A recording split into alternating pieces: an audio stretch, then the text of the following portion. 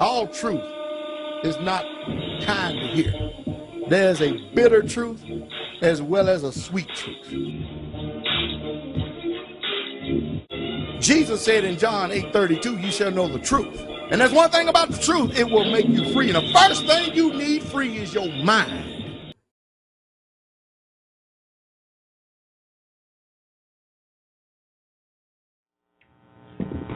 Shalom, shalom, shalom. Dear family of Yah, saints of Yah, those gathered in the Blog Talk chat room tonight, I hope all is doing well. All is well with your soul and your heart's indicted in a good matter, especially after, the word came forth today, giving us more understanding, helping us to see a little bit clearer, this war that we're in. I think about this spirit of fear, as Pastor was, going over through Scripture today and elaborating on circumstances and stuff. That is one emotion, one spirit, whatever you may call it, that feeling. Basically, spirit that they're actually peddling that has, gripped the world. Me and Brother Steve was talking the other day. He was showing me about this so-called, Arctic snap that was getting ready to come over the United States, and it was, some Japanese guy, I think, on there talking about, how bad it was going to be. And Steve said, listen to this. Ain't there something else? He called it fear porn. And I said, that's a unique word. Unique word, fear porn. And, the masses, I think the news really, they get their ratings off, how much, fear they can inject into society. And each and every day, as I, go out to the public to work at Walmart, I see many facets of this spirit. Especially, in this time of year, especially when there is what they call a snow scare. How fear, propels people to the store just to clear the shelves so they know that their stomachs won't go hungry. It's amazing. We can go on and go on and go on, that's one of Hasatan's heavy-duty weapons. And he's doing nothing but, perverting faith. He uses that to pervert faith. As where absence of faith is, there is always fear. Just as when Peter, was beckoned to come upon the water, and as he come upon the water, he was walking in faith. But as he saw the world around him, and fear came upon him, he started sinking into that boisterous wave. We look at ourselves today, that's that instance and that happening to our brother Peter, we see that very thing concrete in our lives in many facets, in many instances, throughout our life, where we've seen, many injections of fear. Fear embeds itself in us with trauma. Pastor said, we've learned ignorantly, to fear the dark. It's just enormous, how we've been trained. And, we've had so much training, and when the Most High God tries to educate us and try to add to us, we find such a war in us.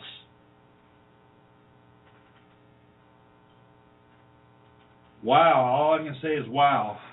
It is a unique captivity. This time, this hour, captivity is taking on a different face, different method, different style. Not only we're captive to the Romans, but we're captive to our own desires, our own pleasures, our own lust. And these things dictate a lot in our life. And that's part of that war we got to, endure. This flesh is something. As I named the blog talk tonight, Fleshly Tangents. I'm going to talk about, how our flesh goes off into its tangents. How Paul himself, we receiving, the truth and the word of Yah, how many times with that knowledge we find ourselves doing the opposite. It's amazing, huh? This nature that is born into us. That's why I thank Yah for the rebirth, the regeneration, putting on the new mind, the new man. Hallelujah. We've got to function as a body. We've got to function as Yah's body. And I'm telling you, it's a work in this day and this hour. For the servants of Yah to come together, wherever they may be, whatever seed is distributed to them, and then we got to broadcast this seed out to others, and then the others receive seed, and they got to broadcast this seed out to others. We got a job to do as the people of Yah. I mean, we failed. We failed immensely. And bringing this wonderful good news to a dying populace. And it's not only, the Christian religion says, hand out chick tracts and do this and that. No, there's a lack of living it. A lack of living it. The very image of Yah in this hour is very faint. There's a very little image of Yah being portrayed to the world as we know it. And as there are a few out there trying to broadcast this image, trying to bring forth, the gift, you see, in a time and an hour where fear has gained so much ground that people, gawk, people deride, people dismantle, they just cast down anything that be of Yah, because they've seen a world of hypocrites. Everything is in a hypocritical state. Even a lot of the worshipers of Hasatan are hypocrites. And it's amazing, the interpretation came forth today, and that was one word. That the Most High Yah uses amongst His people. They use stage playing. You in this, but only for what? Only for an external? Nothing is helping you internally. Now you've called by my name, but there's more to it than just a name.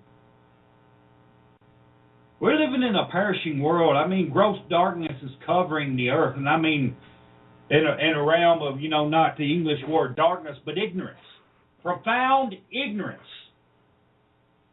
Many of us are still coming out as profound ignorance. And we rejoice and we give Yah thanks when truth comes forth and we're able to receive truth and the scales fall off our eyes. I'm very thankful for the times when the scales fall off my eyes. And the first thing I see first is myself and not others. And that's where we miss it. We miss it a lot with communicating with one another, with loving one another. We have a relationship with Yah, and we don't liken that relationship with Yah to our relationship with one another. Can we really, really, really discern the Most High's body, the Savior's body in this matter? No way. No way. We've got laws set before us. Verse 4, as you've seen, towards Yah, and that's always first and foremost. So you got to get that established, that foundation first.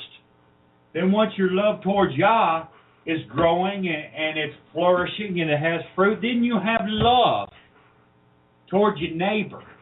They work self in the same. These are how the whole law hangs on these two commandments. God said He is love. But many will say the law is done away. Love's done away with. Yah is done away with. We know in ourselves that He's not done away. We know He lives in us of a truth. Hallelujah. Hallelujah. Hallelujah. So I pray tonight, saints, as we look a little bit, we're going to look at different facets. This flesh is a booger. This flesh is, in many ways, it's anti. I call it an anti part of our being. If it wasn't, the Word wouldn't be telling us and warning us so much about it. Even Pastor was talking today, how fear will grasp a fleshly mind to its utmost so that it can affect the spirit. It's amazing how fear captivates a lot of people.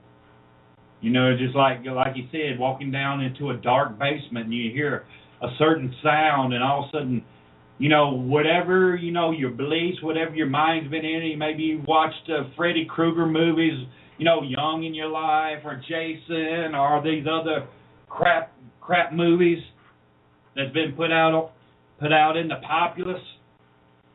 And then, you hear a certain sound and your mind is drawn back to that because you fed that, you nourished it at that time. And then part of your being goes to that, and then your mind starts formulating within its eye what that sound is. Now all of a sudden your mind is telling you, something's getting ready to come out and grab your ankle. You're in the dark here and you hear that sound, or this is going to happen, or that's going to happen. It's amazing, and nothing there. You just heard, like Pastor said, you heard a little sound, and demons, they're there to oblige your fear at any time when they can sense your fear. That's why I was telling the brother today, it's amazing, how these demons, get so much help from us. All they got to do is do a drive-by thought, a drive-by feeling, a drive-by that. All they got to do is inject that a little bit and just stand off and watch you. Stand off and study you.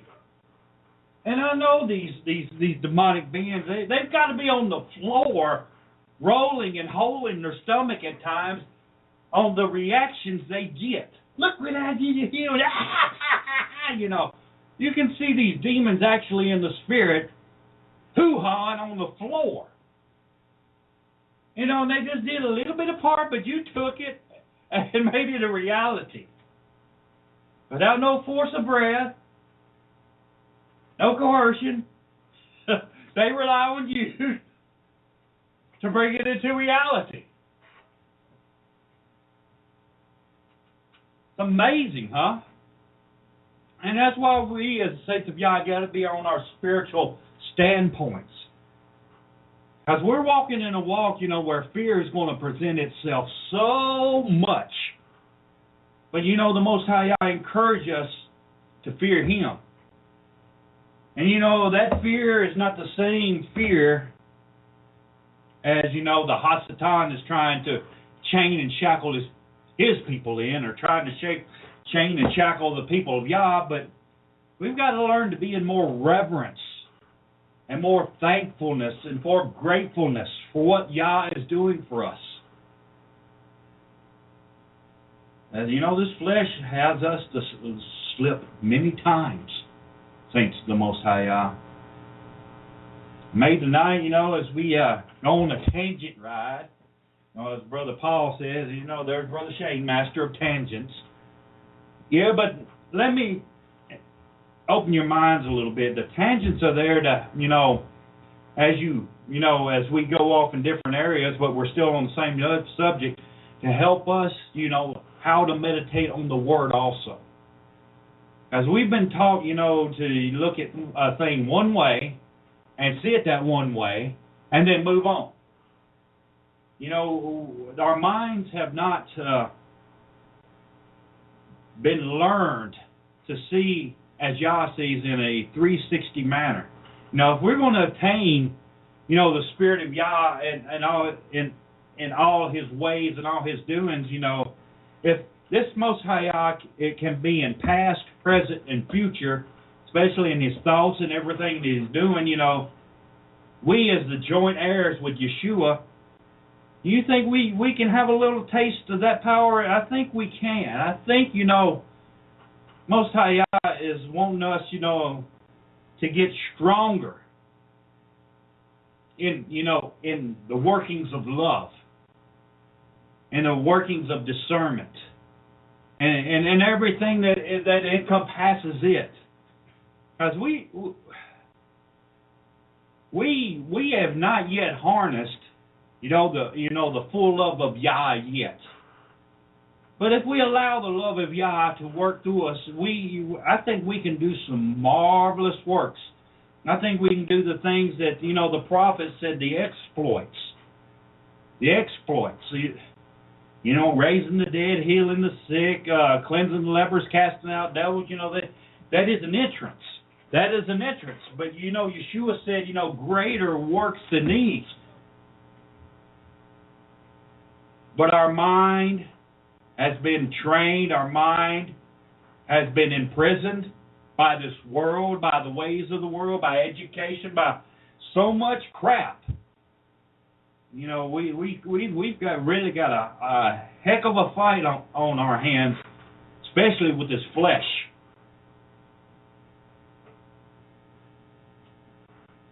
I know, Brother Ugly, it's not an insult. I understand it. Not an insult at all. I embrace it because I thank the Most High Yah that, as we meditate on His Word, that He will take us many places, but still feeding us, what He needs to feed us. And we've really got to get our minds into that focus, into that harness, the harness of Yah, let Him, take the reins of our hearts and the reins of our minds and guide them. Because, I have to say every day, without Him, I can do nothing. And I say that graciously. And I always say, thy praise shall continually be in my mouth. I make known that to my Most High Yah. Because, I have not had 48 years on this earth without His involvement, without, His total direction. Hallelujah. Hallelujah. And let's look at a facet here. I'm going to go to 1 Corinthians chapter 6. 1 Corinthians chapter 6. Now, Paul is here in the Corinthian church, trying to teach the disciples there about discipline, church discipline. But even, in these simple things of discipline, that he's teaching that we should have amongst each other, this discipline is also administered to each our own self. So let us look, and let's turn back the veil on the flesh a little bit in this matter.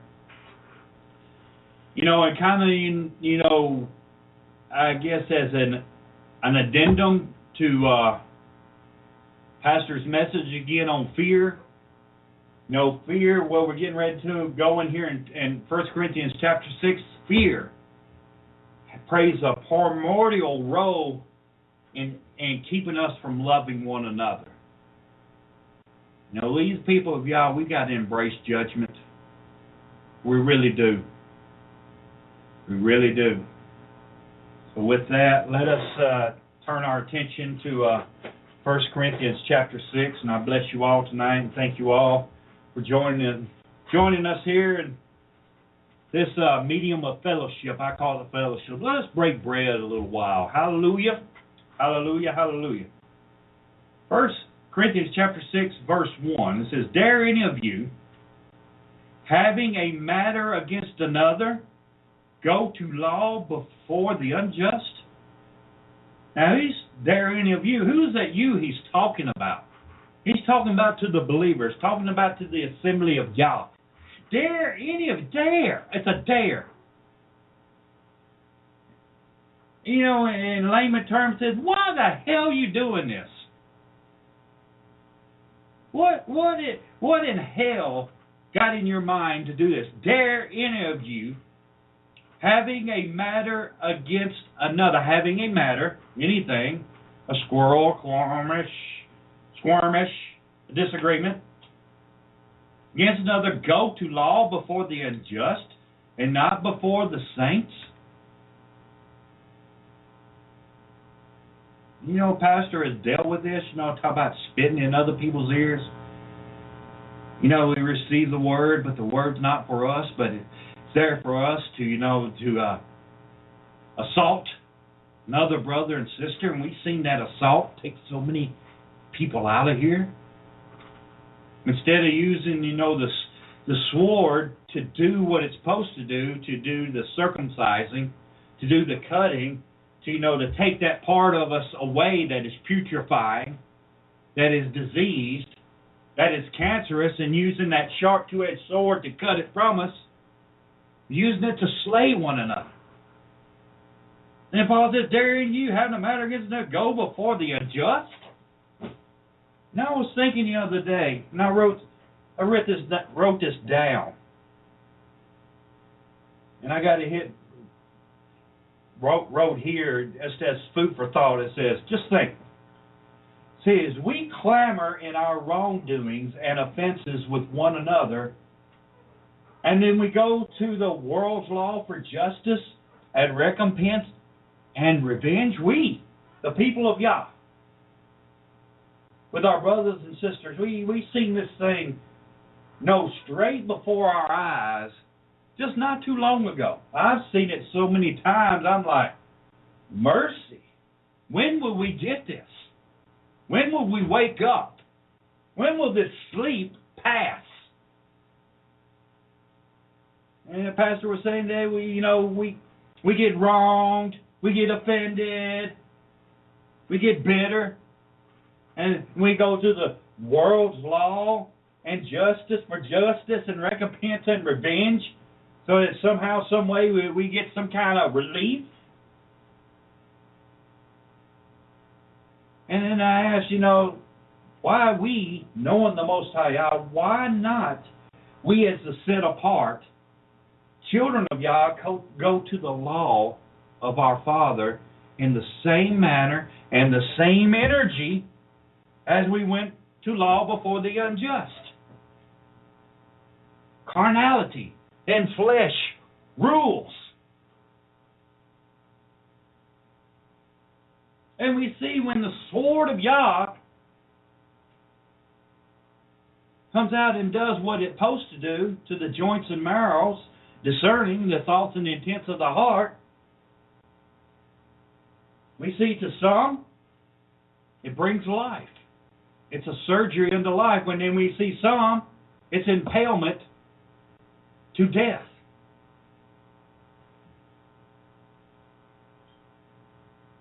It's an amazing way we think and how we've been thinking. Pastor always shows the slide of the glasses, the prism, the way we look through, the pair of glasses that we put on. It says, what we see if we are in a state of bitterness, in a state of offense, you just think, if the mind and the body is moved in that motion, that it will filter everything that way. And it is a dangerous thing to stay in these mindsets. I mean, it is pure captivity. Right? And like was said, these things prey on the weak. And they take weak out of the way.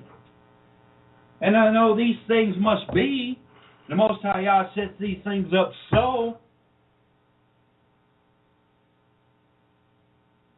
as a teaching tool. I take a look at this and I have to really humble myself and take heed to myself like, whoa. How easily any of us could be, captured in the tempest, captured in the storm and be carried away. These when these things come about, they do shake us. And they're shaking us, again, according to our mindset. When we're in these situations, our mind's like, oh, the Most High, I don't care for me. Just throw me to the dogs, throw me to the lions. Or we saying, oh, this situation is here to strengthen me. Oh, Most High, what must I learn out of this situation that I may grow stronger? See? Mindset. But if a mind is strapped in fear, then guess what the vision will be? You'll see everything that fear will manifest before it. You know, like somebody said, false evidence appearing real, and that's true. You know, it's a good acronym for false evidence appearing real.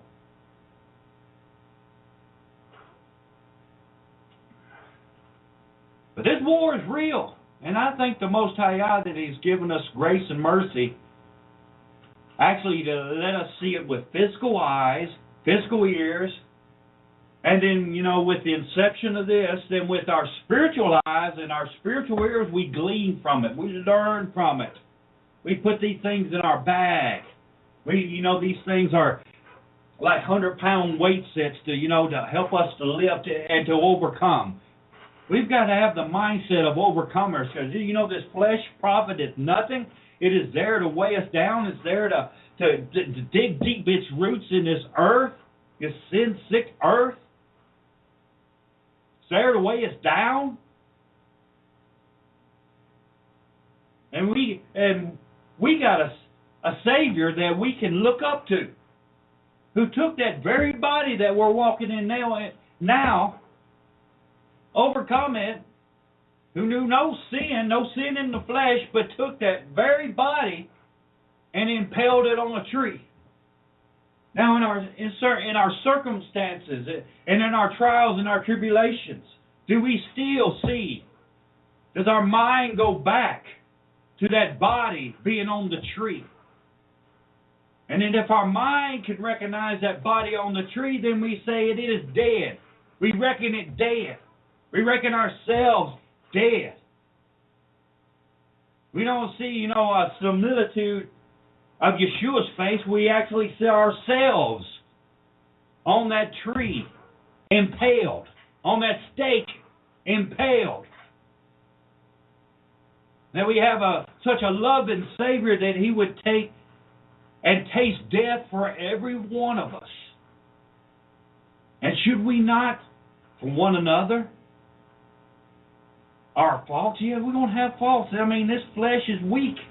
Our temporal existence here, it is flawed. But are we going to rise above that occasion and learn how to strengthen one another?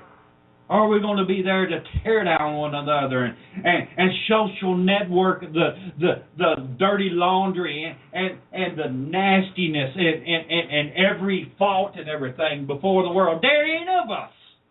Have a matter against another. We go to Facebook. What for? Is it for the edifying of the body? And it's not the Spirit of Yah. He's a builder. There's only one come to steal, kill, and destroy. I mean, these three things, steal, kill, and destroy, that we can look at the current situation and ask the who, what, when, where, and why about that situation. Is it there to kill? Is it there to destroy? Is it there killing? They're doing everything that the Ha-Satan, then we can reckon it as a work of the Ha-Satan. But do we? The mindset. This damn flesh, fleshly mind, that Paul gave us testimony that he wrestled so hard with, till he come to the final conclusion. Yeah, my flesh is one thing, but my mind, I have to separate it from this flesh. As I read in the Word, flesh and blood shall not inherit the kingdom of Yah. So that flesh and blood cannot cast out devils, cannot heal the sick, cannot raise the dead, cannot do any of that. But there's something in that spirit man that can house such a great power. A power that we are yet to tap into. In tearing of you, having a matter against another, go to law before the unjust. You know, Pastor had to call out a name today, Kathy Smith, and she went to law before the unjust and spread this crap. I mean, poison. These damn asps. And these people don't know their nature. They don't know what's working in them. They trying to get some kind of relief for a bitterness, for a distaste, no matter what it is. I mean, they're out for blood. And I imagine, if this woman is still in that mindset, her feet are going to be swift to run to mischief. I mean, the Most High God has these things before our eyes to really teach us something, to help us not fall in the errors of that way. We don't look at them and gawk at them and say, that's over there. No, this thing is hitting home. And any of us at any time can be carried away. Most High is going to try our hearts. I just had mine shaken recently. I mean, wife and children are no longer here at Straitway. There's only left surviving here is me and Elias. And this is the second, time I've had to deal with this. But, in everything I had to cleave to my Most High Yah for my strength, for my nurturing, for my comfort, because, He gave me a promise. And He made a covenant with me. And I've not seen Him falter on that covenant at any point, on that promise at any point, but I've seen His love continually unhatch and show itself through everything. And there's no way I'm going to depart from that love. Even though people dear to me might depart from it, I've got to stay and stand on the rock. I'm not going to no sandy shores and let the waves beat upon me. No, there is a rock that is higher than I. And I've got to climb to that rock. I've got to, climb to it daily. Rise above the situation. Rise above the problems. Rise above the circumstance and stand on that high place. Trust in Him. Get them eagle's wings. Rise above these occasions. As it is pretty much there. Yeshua's already pretty much pre-warned and pre-told me these things shall be. If I'm going to be in the fellowship of His sufferings, if I'm going to be like He, if I'm going to love like He loves, if I desire and say that out of my mouth, then, I'm going to have to go through. I'm going to have to be baptized with the same baptism. Hallelujah. Hallelujah. Hallelujah. And I can't swerve. I've gone too far to turn back now. I might lose dear loved ones very close to me. Yeah, it hurts. Find times of sorrow and pain, but I've got to rise above that and get out of myself, get out of my flesh, and think about the whole.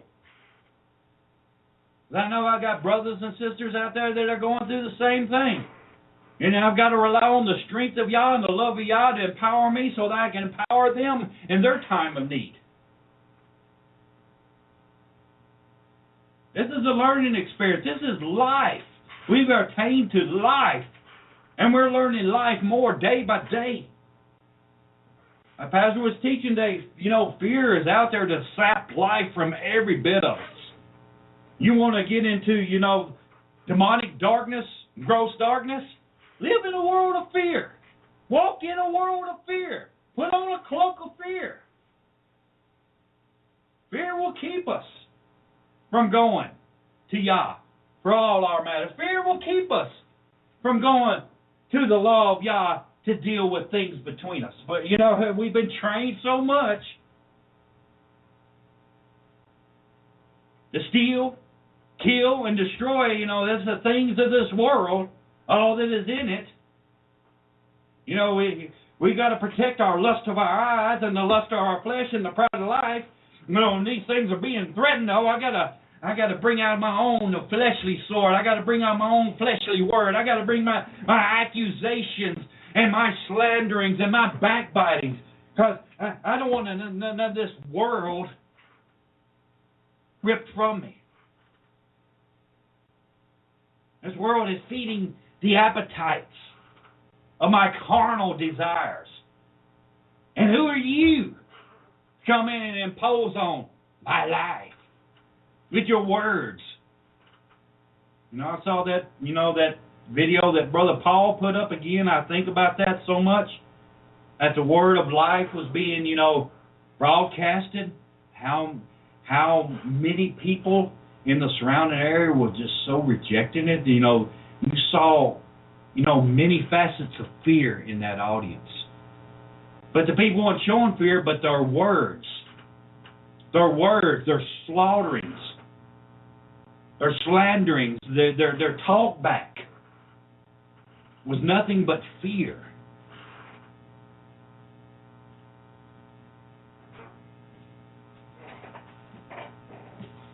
Again, back in 1 Corinthians chapter 6, dare any of you having a matter against another go to law before the unjust and not before the saints? Then he says, do you not know that the saints shall judge the world? What? You mean where that's been put into our charge? And we've learned to judge so hypocritically, so harshly.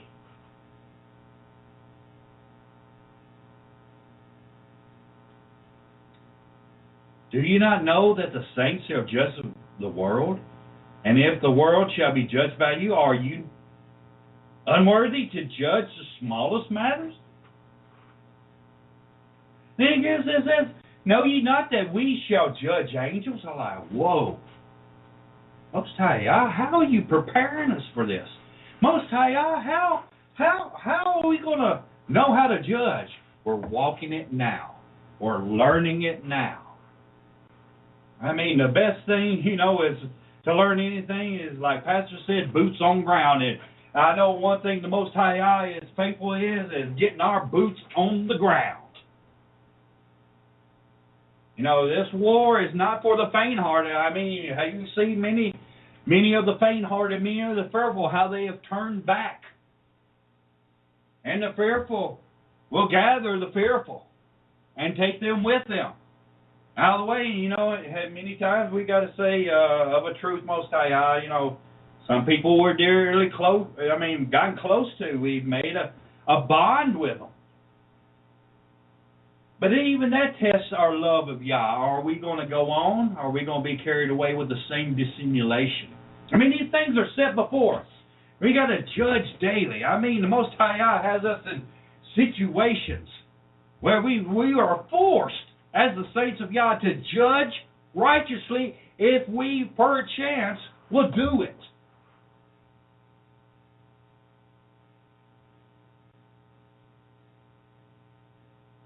What a war are we in, saints? But it's a good war. I hear written in the scriptures, our Elohim is a man of war. Many times I've prayed to him, Most High Yah, because there's a lot of things that even David. There was wars he fought physically, but we see in the Psalms the more of the wars that he fought spiritually. He would call on Yah to whet his sword. How many of us call on Yah to whet his sword? Yeshua said, hey, vengeance is his. He will repay. We got to keep these first and foremost in our mind. These are the frontlets that we keep before our eyes as the saints of Yah. These are the realms of power that we don't think that's powerful. Self would want to, harness it for itself. Like Pastor say, I've seen so many religious zealots take this word and use it as a platform for them to gain popularity for themselves. All lights on me. Look at me. Look at all the word I know. Look at how I know how to orate and all this and that. And them people ain't consistent. Them people ain't remaining. Even unto this day. Puffed up, like the word said, in their fleshly mind. Knowledge does puff up. We said how they puffed up beef. Yeah, Yah said, you shall not surely die. You shall surely die. You shall not surely die. That these things that are introduced to our mind, the things that were introduced to Eve's mind. So, her eyes were opened even before they were opened. Even before she partook of the fruit, she already, in the spirit, already started partaking of the fruit when she started considering the serpent's words.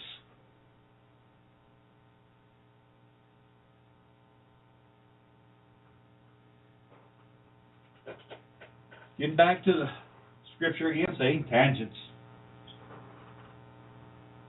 Do you not know that the saints shall judge the world? And if the world shall be judged by you, are you unworthy to judge the smallest matters? Know ye not that we shall judge angels? How much more things that pertain to this life? You know why? Because we are experiencing them. Sylvain, he could not grasp the realm of experience. Even though he was lashing out because of an experience. He was casting down the power of Yah through tongues because of a bad experience that he had in a Pentecostal church. And he took that hurt, that pain, that bitterness, turned it into a doctrine, and then started attacking one of the precious things of the Most High Yah, and that is speaking in tongues. As if my prayer closet was deprived of speaking in tongues, my prayers would not be as, beautiful and bold as they could be. They would not be such a communicable factor between me and the Most High Yah. I wish people would wake up, get out of these fleshly minds, out of this religious stupor, out of this gross darkness. Because you had a bad experience, you're going to take that experience and then place it on others and then judge the whole experience of tongues by your experience? I think not. That was a bad judgment, wasn't it?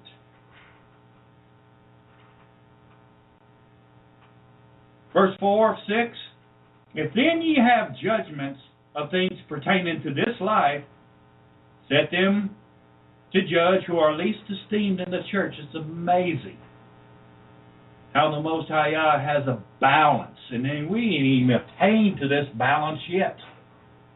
Still even in Israel, we have learned respect of persons. It is sad. It is sad. We've seen the clique of discomfort, the clique of dissimulation, the clique separate itself just recently from the Most High Yah. And we, people of Yah, have learned to grade things in certain ways. We put things on levels of importance.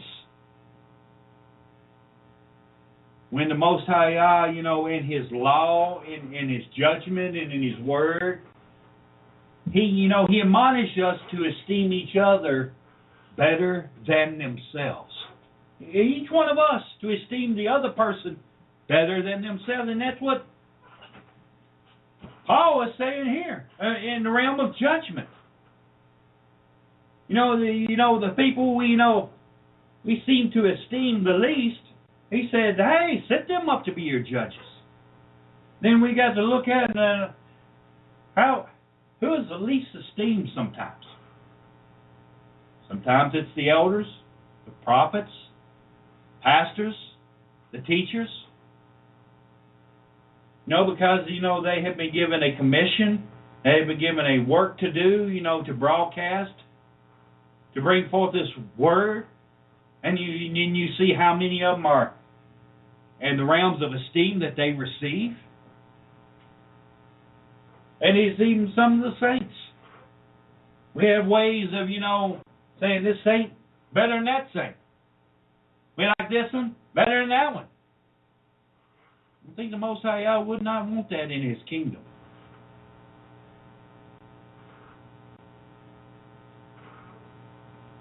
Then he says in verse 5, I speak to your shame. He said, this is a shame.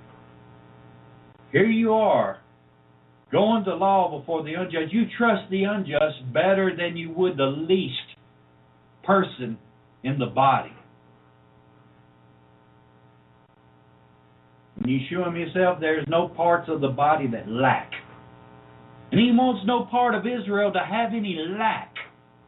Well, we see that this destroyer wants to come in and create lack. Wants to bring the putrefying sores and the gangrenes and the cancers. Anything that the sons of Yah don't manifest themselves. That they don't rise above the chains of this world. That the image of Yah does not show itself in this hour. I mean, if anything, he's really fighting the image of Yah. That's why he's putting on all these other images. I mean, millions and millions and millions of images and personifications, whatever it may be, is out there for us to clamor to. Look like this, look like this. Put on this, put on that. Wear this like this, talk like this.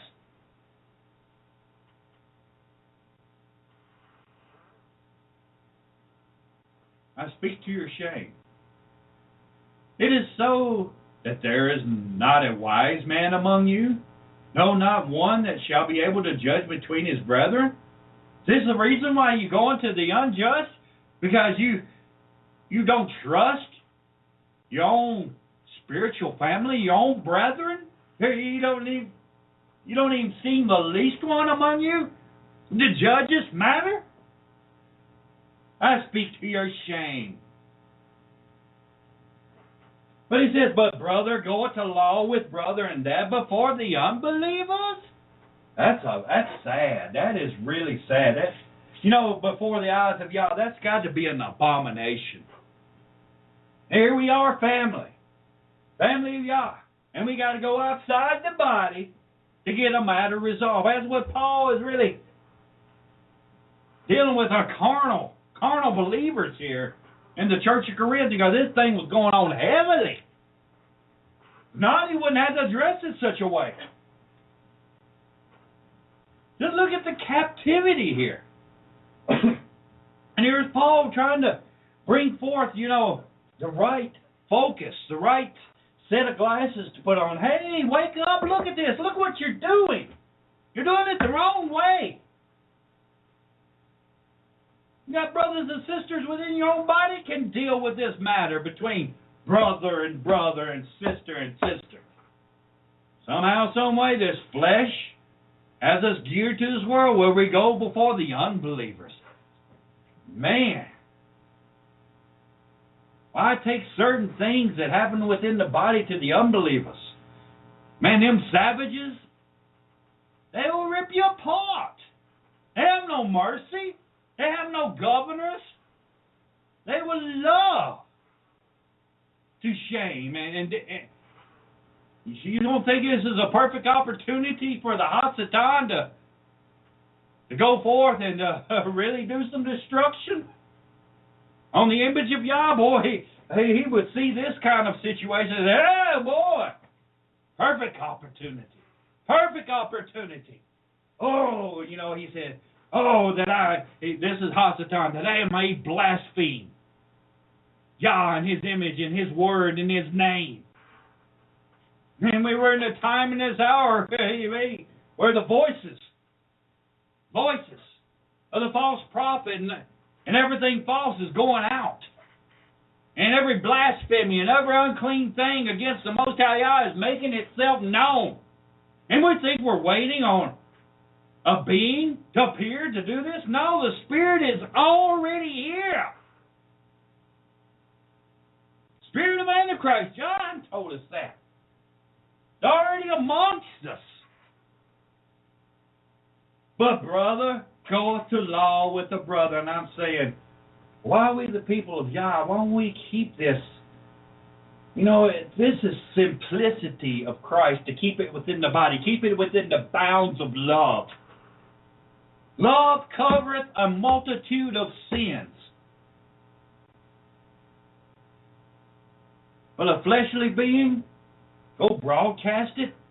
before the unjust, before the unbelievers? Paul, I speak to your shame. The brother goeth the law with brother, and that before the unbelievers. Now therefore there is utterly a fault among you, Paul said in verse 7. Because ye go to law one with another, why do ye not rather take wrong? Because prideful, we may be fearing. No telling what's going on. That is up to us. That is up to the body, to bring it to the body, for the learned people of Yah to judge the matter righteously, because the unbelievers and the unjust, they will have not the spiritual fortitude to deal with it rightly. But fear will come in and say, oh no, if I am found wrong, then I'll be ousted. You know, all these things start coming to mind that have not happened yet. It's a round called projected fears that start taking place. Satan says, ooh, fertile ground. Let me cast that in there. Let me cast that in there. And watch this thing run with it. All for the sole purpose of taking that soul away. What a war we in. What a war we are in. Thank Yah for meekness. Thank Yah for humility. And it's a many times of humility I've found myself strong, because it was my weakness let His strength overshadow me. And He will do the same for you. We just got to get our minds clicked over into that mindset. In any situation, again, in any trial, temptation, keep your mind stayed on Yah. Do it all. Because fears will present themselves, doubt which will present themselves. All these things are there. These salesmen are at the door knocking. And they're ready to sell their wares to you. I'd rather keep my wallet in my back pocket safe. And I don't want to buy none of their wares.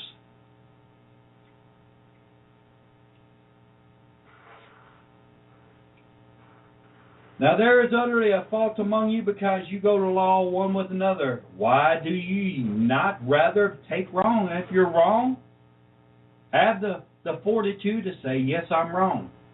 But fear will say, no, if I tell I'm wrong, then, we have this fear that all the other saints will look down upon me and cast me down. See this captivity. We have learned.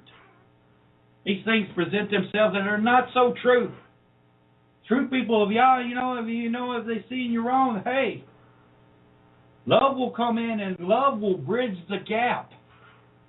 If any instance we find ourselves wrong, hey, we got an advocate.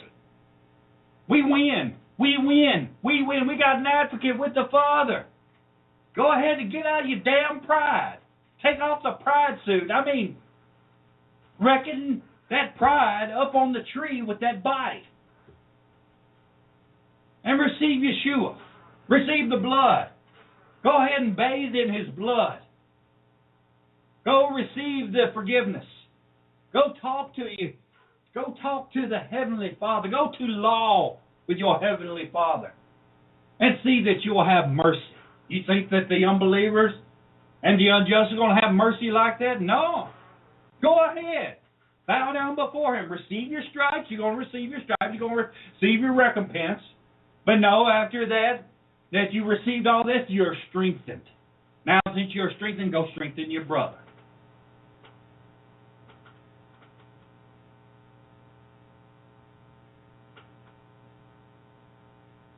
Verse 7 again, now therefore there is utterly a fault among you, because ye go to law one with another. Why do ye not rather take wrong? Why do ye not rather suffer yourselves to be defrauded? How many of us, in a realm of pride, for the sake of another soul, suffer defraudment? Paul said, hey, you ain't taking nothing from me. You ain't adding nothing to me. The only judgment that I'm concerned about is the judge of Yah. And if I'm walking right before Him and my eyes are steadfastly on him, and I know within myself that I've done righteously, then that's my shield and that's my buckler, that's my fortress and that's my standpoint. That's my peace.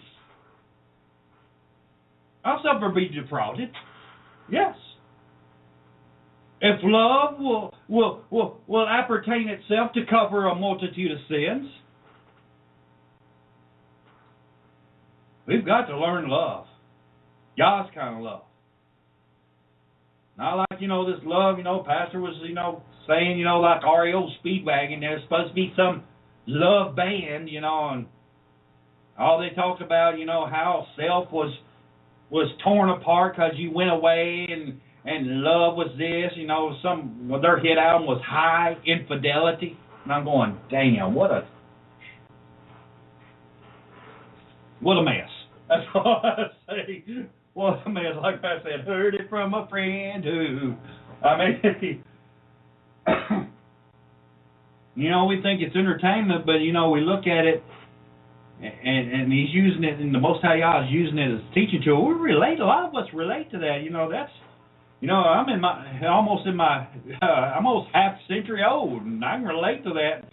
And I don't look at it as an REO Speedwagon song, but I look at it, as what's in my flesh? What's in me?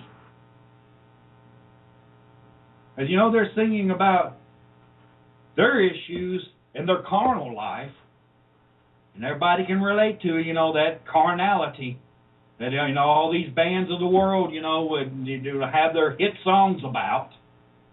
And we will relate to it because, it touches, some hurt of our soul. And that's how they become great big bands.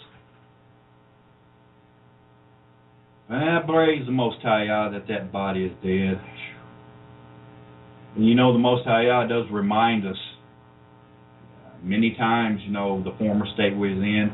Just only to, to see how blessed we are in the state we are in now. And Paul's, trying to get people's minds. Hey, you are the saints of Yah. Let these things be judged among yourselves. And here you are, fleshly, carnal, hypocritical. You're devouring one another before the just. And you just think about that. They see, brother and brother, and they say, they look off in the distance. I thought these were the people of Yah. And look at them go at one another. We never go at each other like this. What would they say? What would be rehearsed among them? The world, they love to put it on the 5 o'clock news. So that all the world can see and sit there and wag their heads and shake no, and then go about in their dead lives. Whew. Verse 8, 1 Corinthians 6. Nay, ye do wrong and defraud, and that your brethren. I'm going, whoa, Paul. I say, man, we should not be defrauding one another in this matter. Know ye not that the unrighteous shall not inherit the kingdom of Yah, in verse 9? And he says, don't you be deceived. You going to convince these people that are not receiving the kingdom of Yah? And the kingdom of Yah is in power? They cannot receive the power as we received. And the biggest power that we really, oh yeah, I cast out devils, and I heal the sick, and I raise the dead. But he said, you do all these and have not charity or love among you, you have done it vainly. It profited you nothing. We're going to take a station break here real quick and get some water. Saints of the Most High Yah. Be back shortly. We're glad to have each and every last one of you here tonight listening to us on Blog Talk Radio. This is Pastor Dow. If you'd like to contact us, our phone number is area code 615-688-3025. That is, again, 615-688-3025. If you'd like to correspond with us, or if you'd like to support this particular ministry with your gifts, your offerings, or letter of support, you can send it to Pastor Charles Dowell, That is Pastor Charles Dowell, and the last name is spelled Dowell. That is Pastor Charles Dowell.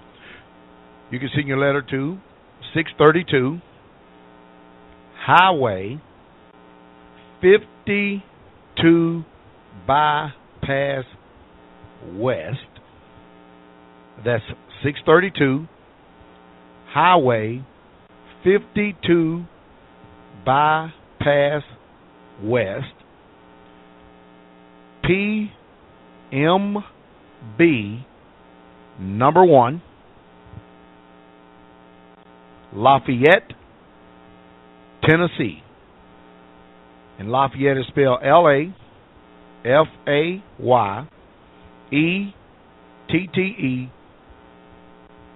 Tennessee. And the area code is 37083. Again, the mailing address is Pastor Charles Dowell, Highway 632, 52 Bypass West, PMB number 1, Lafayette, Tennessee, 37083.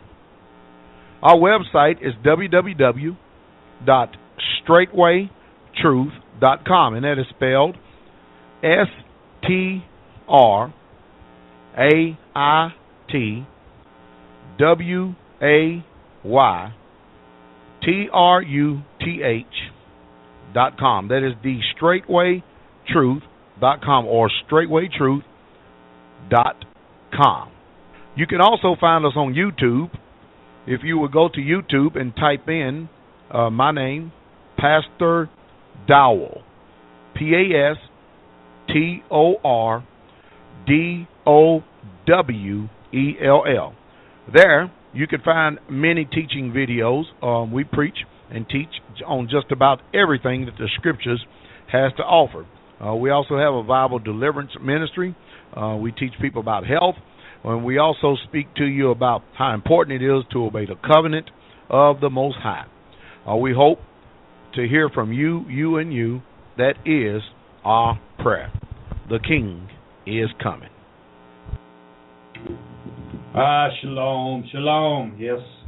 I always like hearing the encouraging words. The King is coming, and the bride is making herself ready. And that's what we're doing tonight. Every time we come together with the Word, the bride is making herself ready. I mean, we're going to let these words, bring us up. We're going to let the words cast us down, and then we cast ourselves out. I mean, it's up to you, You're going to let these words be a stepping stone, anytime we receive reproof, correction, instruction in righteousness. Are we going to be offended? Or are we going to be apprehended by the Most High Yah? Because, anytime we get offended, He's going to cast out everything of His kingdom that offends. And we don't want to stay in an offended state, Most High Yah's people. We don't. Going on to Matthew chapter 18, looking at this same thing, this facet. I'm still dealing with realm of captivity, a realm of our flesh. One of the things, the flesh feels, it is fear. Fear keeps us from doing a lot of things in love that we should be doing. Matthew chapter 18, verse 15. Matthew 18, verse 15. It says, moreover, if thy brother shall trespass against thee, go tell the world his fault. No, I do not read that. Paul was to the Corinthian church already here. Here we are in the Gospels already. Matthew, pretty much rehearsing the teachings of Yeshua. And, breaking forth the law. Here, we're going to learn from the law of Yahweh. That law of this world, we're in this world, but we're not of it. Paul said, hey, what a shame you go into the unbelievers. And then he Then later on in 1 Corinthians 6, he talks about who these unbelievers and ungodly are, the adulterers and the fornicators. You want to take a matter between brother and brother and sister and sister to a fornicator, to an adulterer, to a backbiter, to a hater?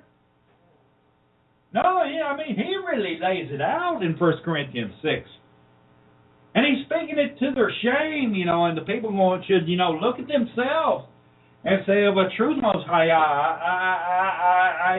I've done this, Most High. I have wronged you in this matter. Now, Most High, you have been faithful and just in your love to bring forth this fault to my eyes. Hey, because remember, at any time we're praying to the Most High, declare unto us our wicked ways, showing me an unclean way. And then when he starts showing you, all of a sudden we find flesh wanting to defend itself. That captivity of that flesh wants to rise up. That sin in us wants to protect itself.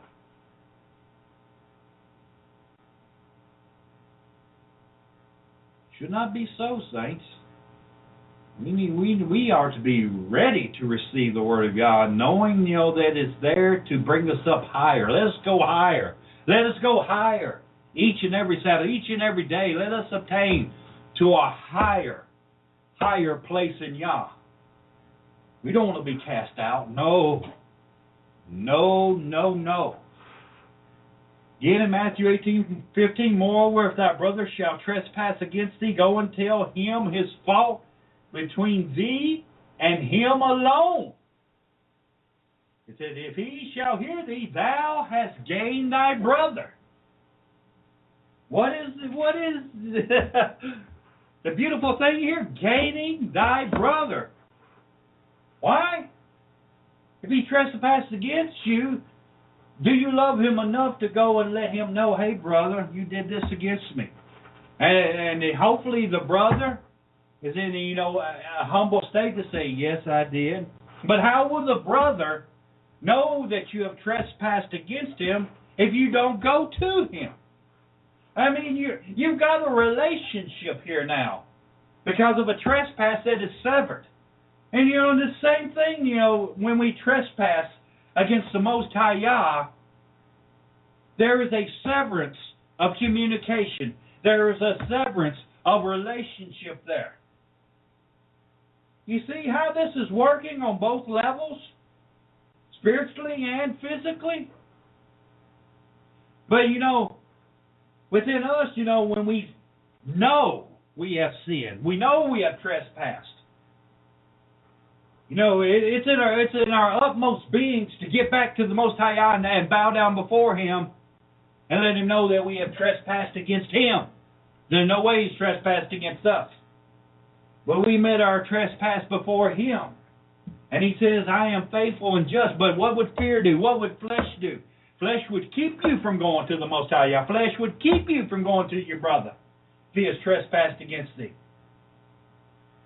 No, Yeshua is faithful. When we trespass against Him, He'll bring forth the Word to let us know that we have trespassed against Him. And do we decline to hear Him? Will we decline to hear Him?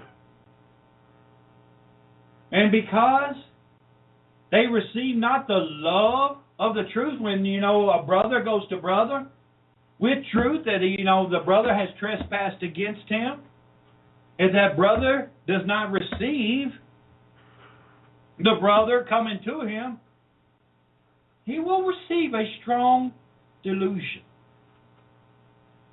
This is a trade-off that we've got to watch out for, saints of the Most High.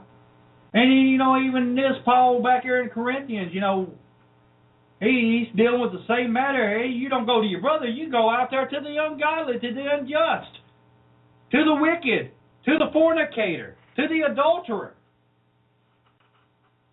And you won't go to your own family? And he said, boy, what a great shame I speak unto you. And this is a shame in Israel. It is a shame in Israel when we don't go to one another, confess our faults to one another that we may be healed. Him, moreover, if thy brother shall trespass against thee. This is instruction. This is the words of life. This is the walk of life. And He wants us to walk ye therein it. And if we walk in this, He has no greater joy than to hear that His children walk in truth. We got truth here. Let us walk in it. And then because He has this joy that He says His children walking in truth, then the joy of Yahweh is our strength. See, what a trade-off. What a shield, what a buckler, what a hedge of protection. The Most High Yah has set forth in His word for us that obey Him.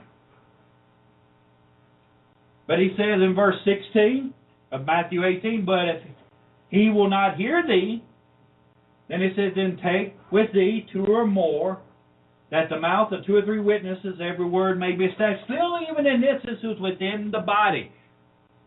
You don't see Him instruct you to go before the unbelievers, to go before the unjust, to hash out this matter, to hash out this quarrel, to hash out this trespass, to hash out this disagreement with a fornicator, with an adulterer, because, these people, when they see it, they just think how they're going to judge.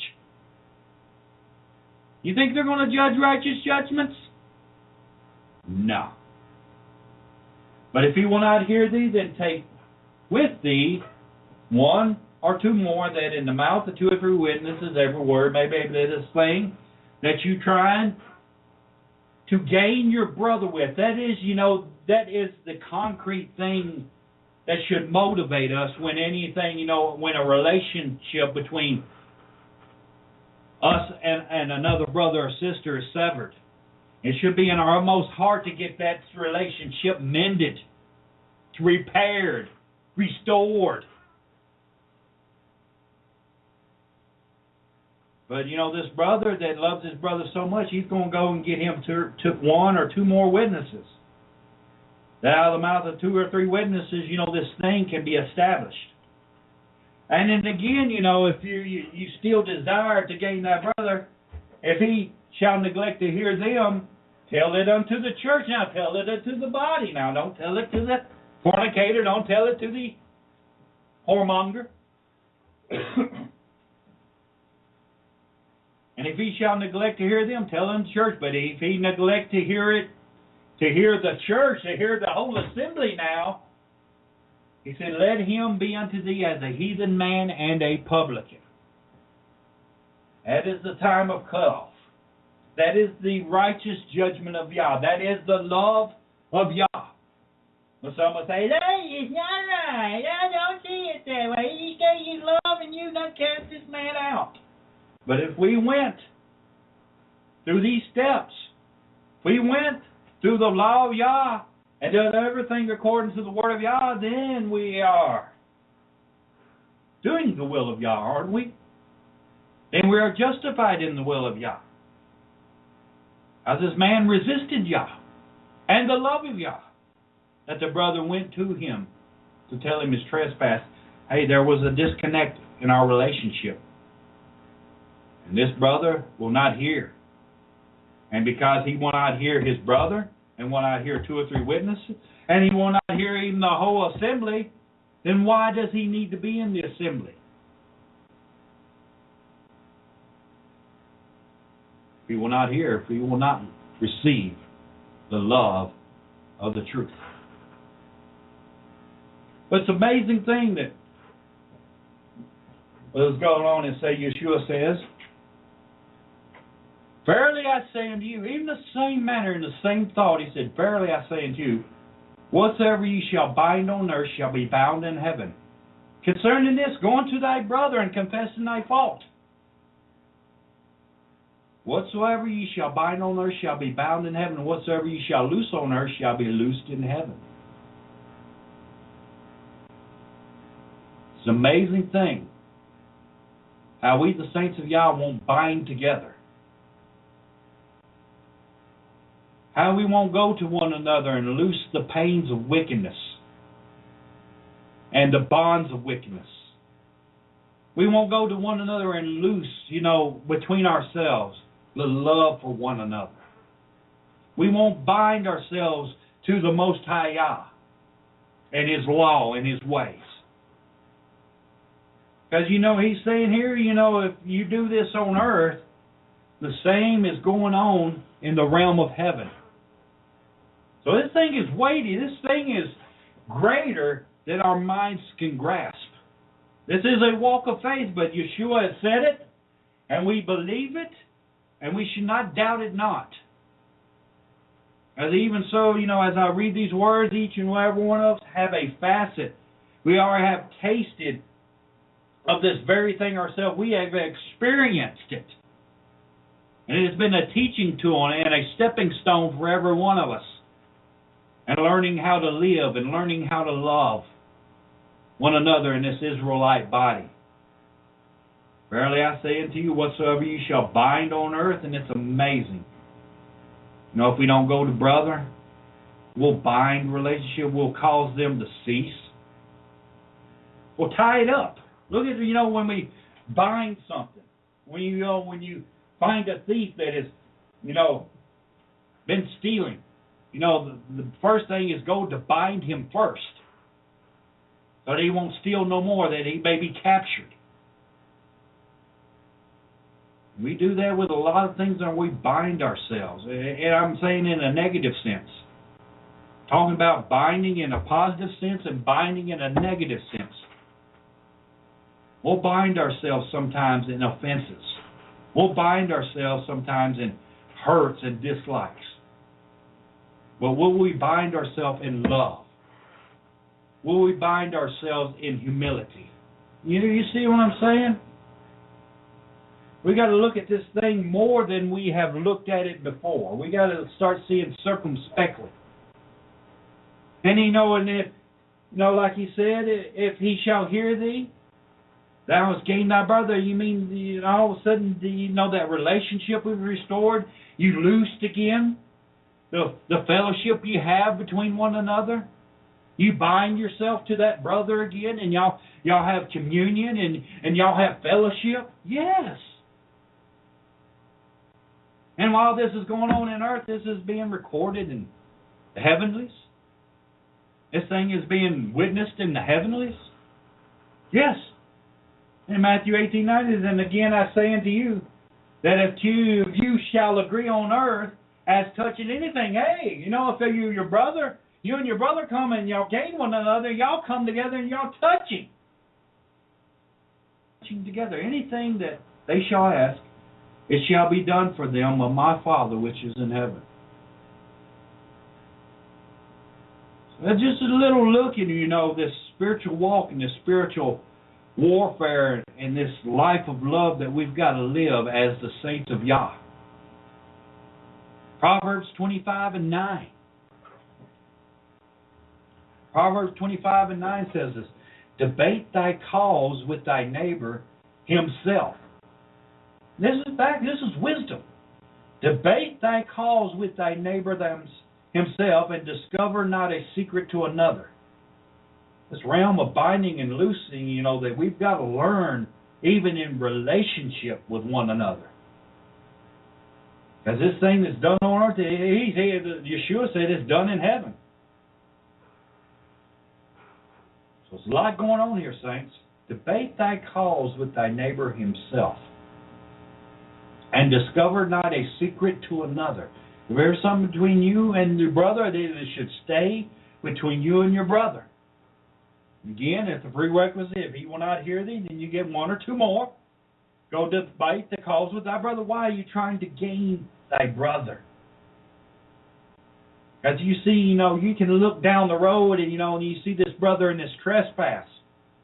And if you catch that brother in that trespass at the genesis of it, then down the road he will not continue to commit that same trespass, because the grace of Yah has appeared unto him and helped him to deny that ungodliness.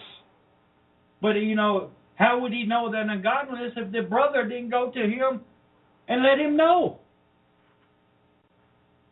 See what is bound and what is loosed? Debate thy cause with thy brother. Debate thy cause with thy neighbor himself, and discover not a secret to another. In verse 10, Proverbs 25. lest he that heareth it put it to shame. Talking about discover not a secret to another. Lest he that heareth it put thee to shame. And you know, like Pastor said, there's a lot of saints out here that love to spread shame. If they could shame the image of Yah and the love of Yah, the people don't understand, you know, the Hasatan is working in them heavily to bring forth the shame,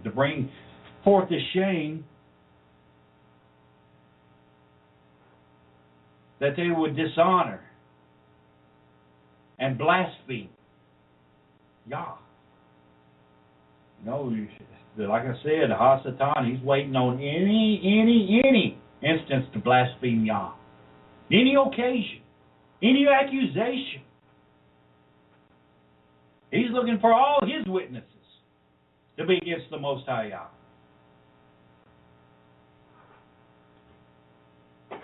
Verse 10, lest he that heareth it put thee to shame. And it says, in thine infamy turn not away. Now I'm going to go to the Scriptures version of the same verse. Listen at this. Scriptures, Proverbs 25, verse 9. It says, plead your case with your neighbor himself, you and him alone. I mean, this is still in perfect harmony. This is still perfect balance. We have not went outside of the body of Yah in this whole matter. And this whole fellowship of this word that we have been eating and partaking of, we've been breaking bread tonight with, we have not went outside the body. You know, even to myself as I'm ministering it, you know, I get to take a little bite of that bread every now and then and get nourishment from it, because it's some good bread. That bread's from, heaven above. Hallelujah.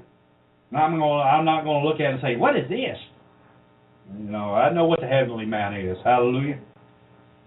Lest he who heareth put you to shame and your evil... Okay, let me start at 25 verse 9. I'm getting ahead of myself. Plead your cause with your neighbor himself, and do not disclose the secret of another. This is all talking about in the realm of love. Love covereth a multitude of sins. When are we going to learn to cover? What was, the actual evidence of Yeshua's love? What was his blood that covered us? And his blood that's still covering us? And how much that blood is still continuing to this day covering a multitude of sins within us?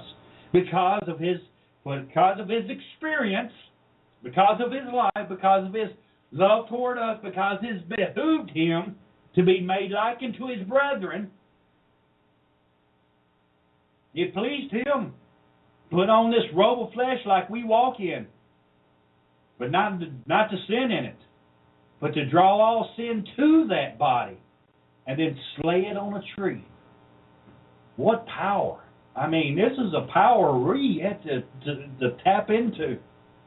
And we think casting out devils and laying hands on the sick, is a great thing. Yeah, that's an entrance. That's an entrance. But let us get to the point of exploits. Greater works. Plead your cause with your neighbor himself, and do not disclose the secret of another,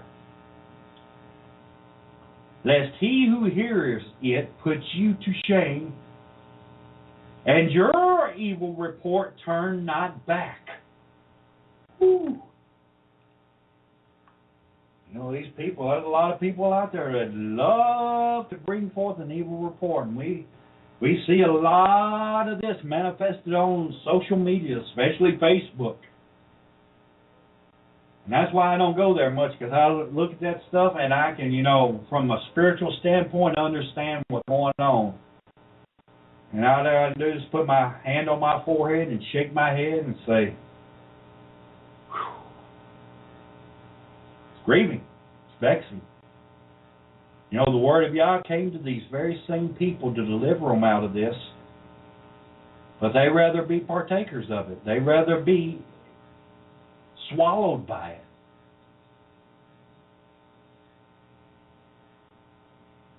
You know, and the heart of a saint is, you know, to recover thy brother, to deliver thy brother, to grab his hands and pull him out of the fire. But we just got to realize that some people will not take hold of your hand when you're reaching down. It hurts. It hurts when you reach out. Nobody reaching back. But we still got to walk on in love. We still got to, do as it is unto Yeshua. I mean, that's our first and foremost. I get it work many times, and I see my work situations and things going to work, and sometimes they tend to cloud me from the purpose that I'm there. And I've got to remind myself, I've got to get the defibrillator of the Word and shock myself back into consciousness and say, I'm doing this for Yeshua, not for myself. I'm doing this for a greater cause. This is for my family. I will not fear what man will do to me. Even though all this crap's going on in the workplace, I still got to keep my focus pure. Because I don't want, an evil report. I don't want, my good be evilly spoken of. So we got a lot to think about. I mean, our minds, that's why our minds got to stay on the Most High Yah continually. As that Hasatan is waiting for any opportunity for us to get diverted, for us to get distracted, because he's quick to insert anything in there. Proverbs 11:13, it says, a slanderer is a revealer of secrets, but one with a trustworthy spirit, what does he do? He conceals a matter. What kind of spirit? Trustworthy spirit. He's the one that will love enough to cover the multitude of sins. You think Yeshua had a trustworthy spirit? Oh, yes. And we're still learning. We're still learning of his love that was committed toward us. It was a love that superseded. There was a report that while we was yet in our sins, he was on that tree. He was being impaled. What kind of love is this?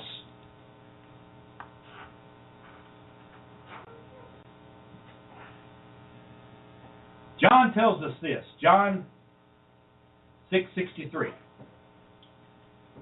says, it is the Spirit. It is the Spirit that quickeneth. And he tells us, what does the quickening, what gives us life? The Spirit that quickeneth.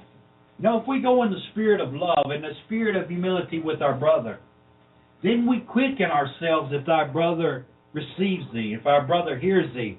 Then there is a quickening that goes on between you. There is a loosing of life. There is a loosing of love. There is a binding together of love, a knitting together. There's many times when we go to our brother, our relationships are even more solidified. Our trustworthiness between one another is more solidified because we did the will of Yah. We did the will of love. And it is the Spirit that quickeneth. The flesh profiteth nothing. The words that I speak unto you, Yeshua said, they are spirit and they are life. We got the Hasatan trying to present us another life out there. Christianity, like the pastor was telling us so profoundly today again, that it is trying to show life in its form, but it is not life. It is the Spirit that quickeneth. The flesh profiteth nothing. The words that I speak unto you, they are spirit and they are life. And we got to remind that any time reproof, correction, admonishing, exhortation come from, they are spirit and they are life. We got to repeat that unto ourselves, even though the flesh might be cringing, even though there might be a spirit welling up in us, because all of a sudden truth has come. The sword has cut down the veil of that hiding spirit, that hiding demon. All of a sudden that demon is exposed, and you feel it rise up in you. You got to take hold. You got to man up. Deal with that spirit then and there. But he said in 6:64, that he know, hey, I'm speaking to you the words that are spirit and life. But he said, but there are some of you that believe not. But there are some of you that believe not. We show a lot of unbelief when we don't go to our brother as the Word has instructed us. But there are some of you that believe not, for it says Jesus, Yeshua, knew from the beginning who they were that believed not, who they were that believed not, and who should betray him. Whoa! The betrayer, it was in the one that believed not? Betrayal happens in unbelief? Let's start looking at this in a unique way, saints.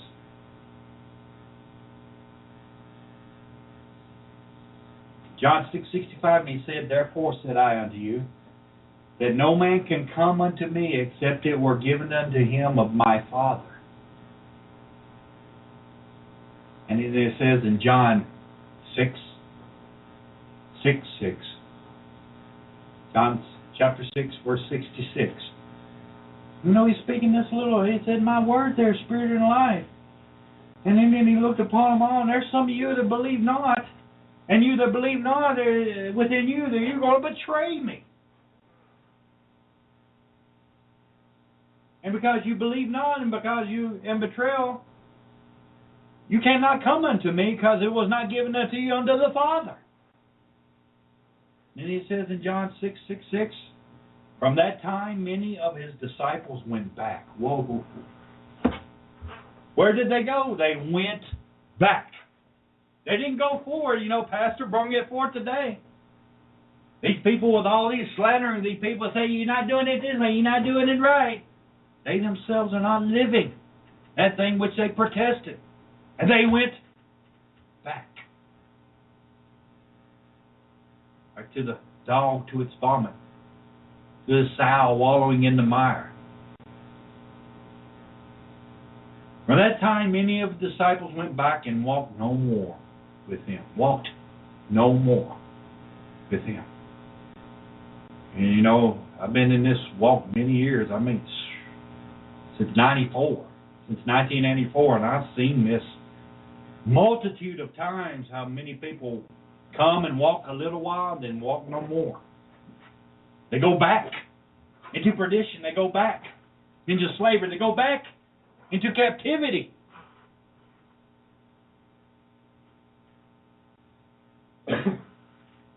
Galatians 6:12.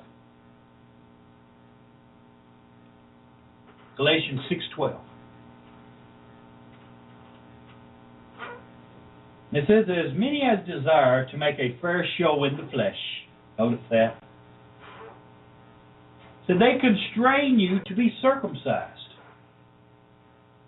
Only lest they should suffer persecution for the cross of Christ. What?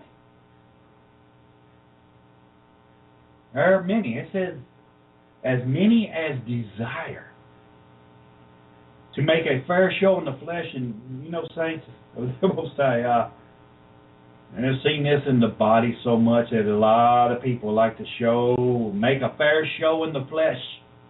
Oh, got this knowledge. I'm a prophet. I'm this. I'm that. I mean, there was a whole bunch of them. They just recently left. You know, Pastor makes revelates to them many times. You know, therefore, to show us, because we've seen this and we experienced it physically.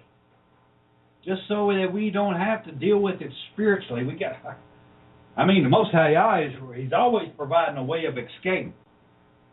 Again, as many as desire to make a fair show in the flesh, they constrain you to be circumcised. You mean, you know, as much as they want to show themselves to be such, you know, this fair show in the flesh, you know, they're basically saying they compel you to make a fair show in the flesh as well.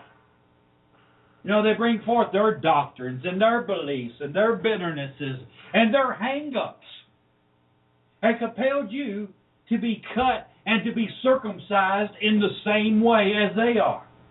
Why? Why? Because they resist something.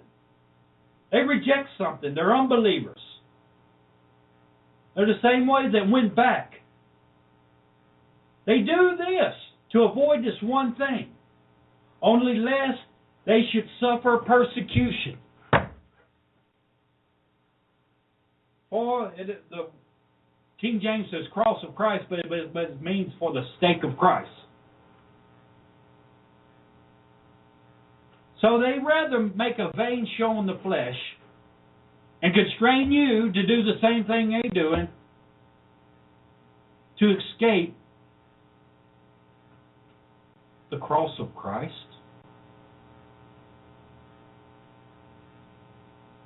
How many of us in this room have suffered so much, for your belief? People call you this and people call you that. You have quarrels in your family and this and that. How many of us are still hanging on? That's one thing I have, tried in myself to not do is have a vain show in the flesh. And not to be, taken away with those that desire to make a vain show in the flesh. Why? They want to escape the persecution. They cannot endure persecution. As you know, the word, like Yeshua said, the word fell on thorny ground and stony ground. It sprung up, and it stood for a little while until, persecution came for the word's sake. And, that's something that the people of Yah must endure. But again, it's according to your mindset. Are you going to endure the persecution in the flesh? Or are you going to overcome it in the Spirit? And I'm saying, saints, if you learn to overcome it in the Spirit, then you'll understand that flesh will profit nothing. We got to be overcomers first and foremost in the spirit of our mind and everything that we do. We got to have first and foremost that our flesh profited nothing. We don't need to take anything to this temporal world, to this temporary existence, to everything in this world that is catering to lust of the eyes, lust of the flesh, and the pride of life. Temporary, perishing. It's passing away.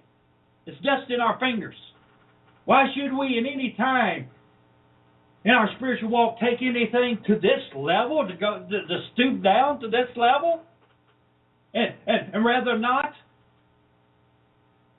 bring it into the house of Yah and deal with it? And let Yah deal with us? Like David said, no, Most High. Don't turn me over to the hands of man. I turn myself over to you. See, even back then, David's conscience was geared in this manner. And we got to have our conscience geared in this manner. That's what, Yeshua, when he went up on high, he purged the heavenlies with his blood, purging our conscience. The higher places in our mind have been purged with his blood, and we got to remind ourselves daily where this purge is taking place. The old man has passed away. All things have become new. Let us walk in the new man. We still got to hang on. I'm still hanging on. I've gone too far to turn back now. If I say I love the Most High Yah and turn back, you know what greater shame to be turned back to the wolves and the vipers out there in that world?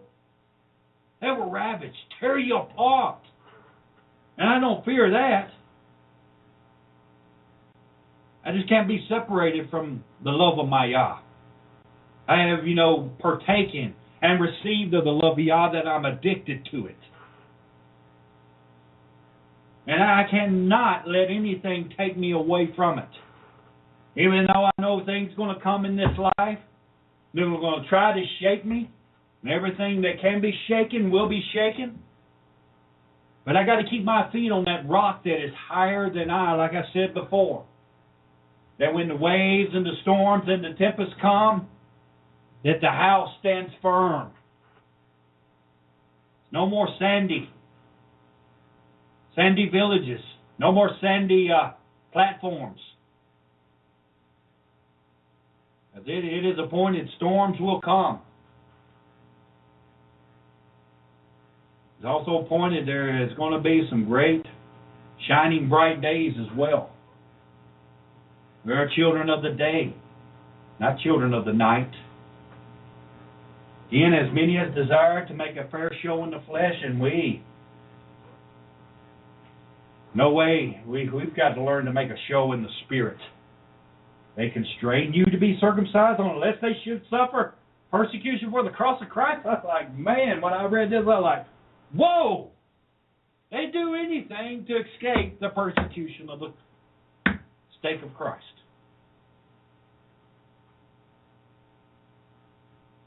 But it goes on and says, for neither they themselves who are circumcised keep the law. Like, whoa. So the circumcision is greater. You know, the concrete understanding of circumcision is a cutting away. It's a cutting. And then these people, you know, that have these grievances and have these disdains, they desire, you know, to cut you away from the body, to sever you from the fellowship. And it said, for neither themselves who are circumcised keep the law, but desire to have you circumcised. Why? That they may glory in your flesh. I'm like, whoa. How many people, they say, can I drag away with me? As I like to make a very vain show in the flesh, I've got this person, my disciple now, making a vain show in his flesh, after my example. Why? To cut you away from the persecution. Do we fear persecution? They fear persecution for the sake of Christ. It's appointed into it. I mean, it's a glorious thing. Persecution is there to strengthen us. It's there to show us where we stand in Yah. Happy are ye when you endure persecution, slanderings. Keep walking. Stay steadfast. Don't get shipwrecked. Don't get swerved. This world and this war of words that's taking place in our mind, we're going to captivate it, lead captivity captive, as Yeshua did, or are we going to be captively captive by our thoughts, by our flesh, by our wills, by our emotions? Are we going to make a vain show in the flesh so that we may somehow escape the persecution?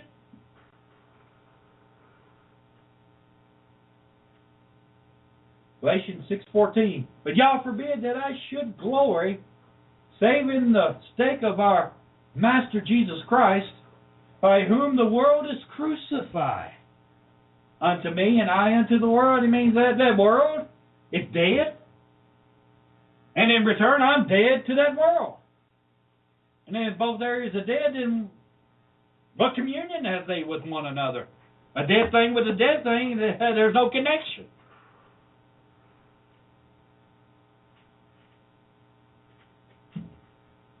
Oh, praise Yah.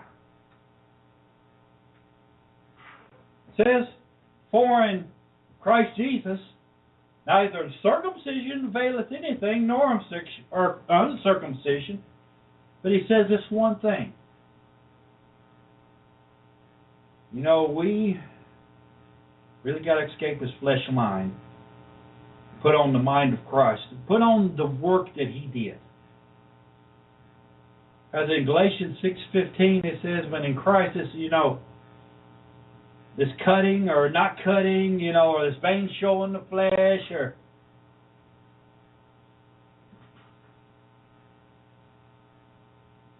for in Christ neither circumcision availeth anything, nor uncircumcision, but he said, but a new creature. How many of us every day remind ourselves that we are new creatures? No, I know I ain't the first time that I have taught on this, but again, these things are rehearsed to us again and again, that we not let them slip. They're there for exhortation, for admonishment, for building us up, that we can administer this to ourselves and build up ourselves in most holy faith. These words are spirit and they are life. Let us cleave unto them as a new creature. You know, we endure this baptism, and I believe this baptism is daily. You know, we're baptized with water unto repentance, and we're baptized with the Spirit, and each and every day we're baptized with something else. You know, we have a death, burial, and resurrection, and a lot of things in our life.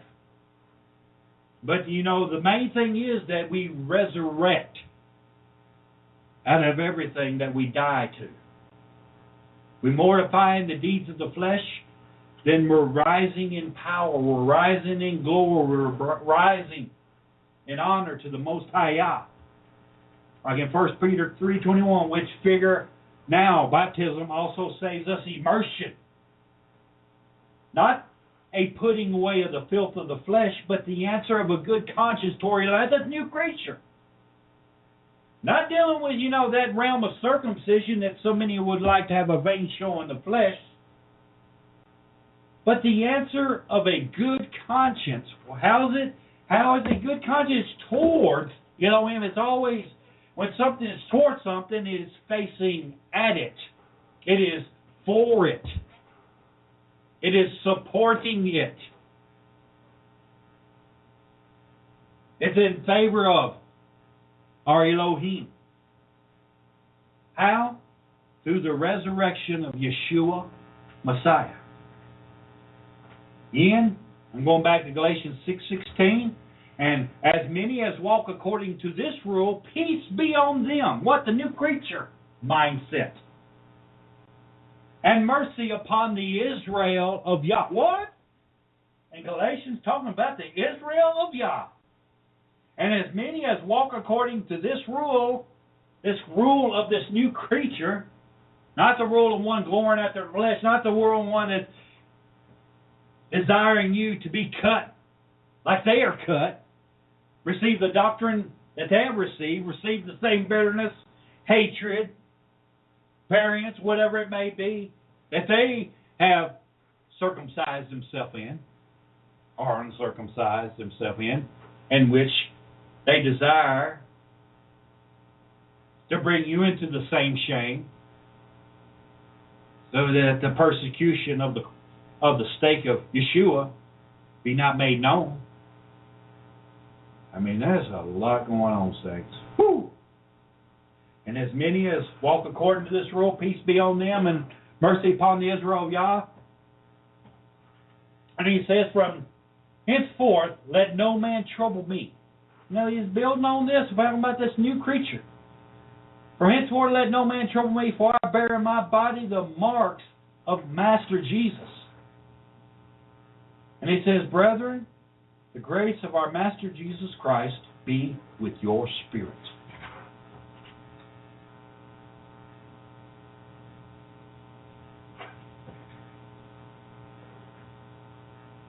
Again, the flesh profiteth nothing.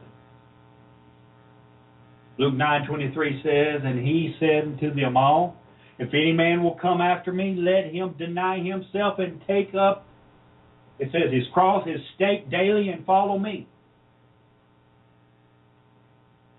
Again, in the scripture it says that whoever does not bear his stake and come after me is unable to be my taught one.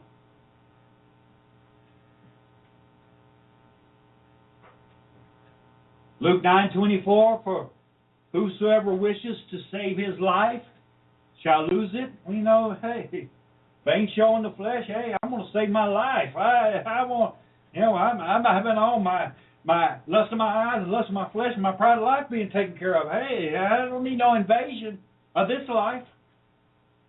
And I'd rather have this than the persecution of the cross, persecution of the stake. For whoever wishes to save his life shall lose it, but whosoever loses his life for my sake shall save it. Like it. In the life which I now live in the flesh, I live by the faith of the Son of Yah, who loved me and gave himself for me. Then he goes on in Luke 9:25, for what is a man profit if he gains all the world, gains all that lust, and is himself destroyed or lost? What is he profited? What if we profit if we go back like the disciples who believed not and who sought to betray?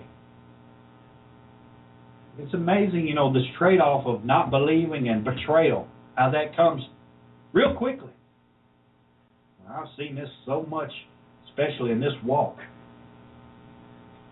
What is a man profit if he gains all the world and is himself destroyed or lost? Or whoever is ashamed of me and my words,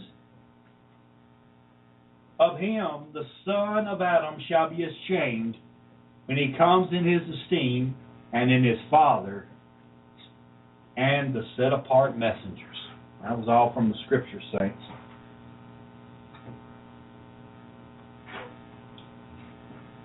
Well, praise Yah, saints of the Most High Yah.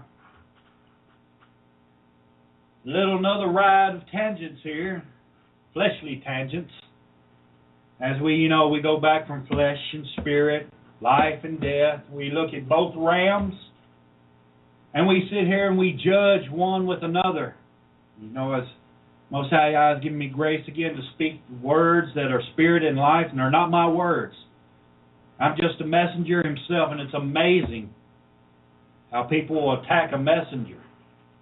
That's why Yeshua, Yahweh said that, hey, if they're attacking you, they're attacking him. And even in that, we should not be ashamed. We should not take hurt on that. We should know if we're doing the will of Yah, he's going to recompense them for their, he said, hey, he's going to recompense tribulation on them that trouble you. So again, we win, we win, we win, we win. So praise Yah. Saints of the Most High Yah. It's a good day always in Yeshua. Next day is coming. It's one day closer to getting home. Blink of an eye, we shall be transformed in the moment. We shall be like him. We've got to, get it right in this lifetime if we're going to obtain to the next. I think everlasting life and eternal life is a good reward for, dying to this flesh, for putting off things of this world. Most High Yah loves us. He begat us. And we're constrained. We're his. Might as well accept it. Just do his will. And you will see, the strength of Yahweh always covering you and making the hedge up for you and protecting you and guiding you and leading you. Especially in this gross and evil and wicked and dark world. We are lights unto the nations. We are the knowledge of Yah. Through our conversations, through our lifestyles, the way we conduct ourselves, the way we act with one another. They speak profoundly. You should not be as a hypocrite, as a vain show in the flesh. As the word of Yah come today and reproved us, saying that some of us walk as hypocrites, to tell the children the time is short. High time to wake out of sleep. Let us attain to the Most High Yah. Let us pray for one another. Keep Yah first and foremost in our minds. His words as frontless before our eyes. We'll be home soon, saint. This thing is fleeting. It will come to pass. Bless you all, saints. King is coming. Hallelujah. Hallelujah. Hallelujah.